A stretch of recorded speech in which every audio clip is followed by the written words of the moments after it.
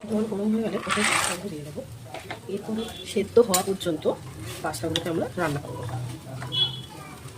যতক্ষণ পাস্তাটা সিদ্ধ হচ্ছে আমরা একটু হোয়াইট সসটা রেডি করে নেব। অল্প একটু বাটার নিয়ে নিয়েছি, বাটারটা গলে গেলে 1 চামচ ময়দা দিয়ে দেবো। এইবারে ভালো করে ময়দাটাকে এখানে রোস্ট করে নেব।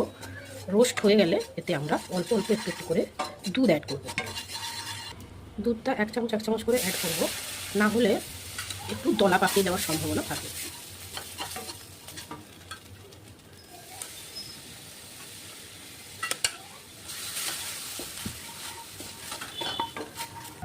সেই ফাঁকে আমাদের কিন্তু পাস্তাগুলো সুন্দর সেদ্ধ হয়ে গেছে, এটাকে আমরা জল ঝরিয়ে রেখে দেবো। হোয়াইট সসটাও রেডি হয়ে গেছে, এটা আমরা রেখে দেবো আলাদা করে। কড়াই গরম করে সেখানে অল্প একটু সাদা তেল আর বাটার দিয়ে নেব। গরম হয়ে গেলে পেঁয়াজ কুচি দিয়ে আমরা পেঁয়াজগুলো একটু ভেজে নেব। পেঁয়াজ ভাজা ভাজা হয়ে গেলে টমেটো দিয়ে দেবো।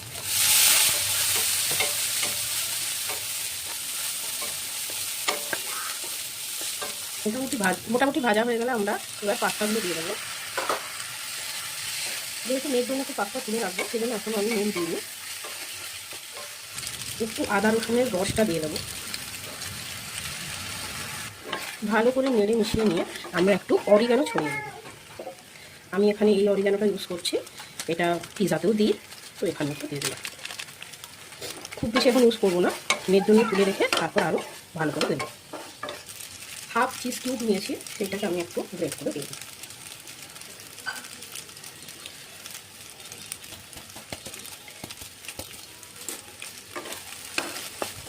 মেয়ের জন্য তুলে রেখে আমরা প্রথমে এখানে হোয়াইট সসটা অ্যাড করে দেবো। লবণ দিয়ে দেবো স্বাদ মতো, একটু অরিগানো ছড়িয়ে দেবো। চিলি ফ্লেক্স থাকলেও দেওয়া যেতে পারে, তো আমি আজকে সেভাবে ঝাল করছি না, তাই দিচ্ছি না। হোয়াইট সসের পরিমাণটা আমার একটু কম মনে হয়েছে, সেই জন্য আমি অল্প একটু দুধ দিয়ে দিলাম। এবার ভালো করে নেড়ে ছেড়ে তারপরে আবারও একটু চিজ দিয়ে নামিয়ে নিলে আমাদের কিন্তু পাস্তা রেডি। হাফ চিজ নিয়ে নিয়েছি, আবারও এই চিজটা দিয়ে নামিয়ে নিলে কমপ্লিট।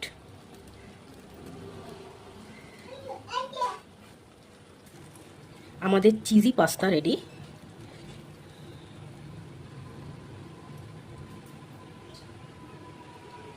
তোমরা ঘরে ট্রাই করে জানিও কেমন হয়েছে।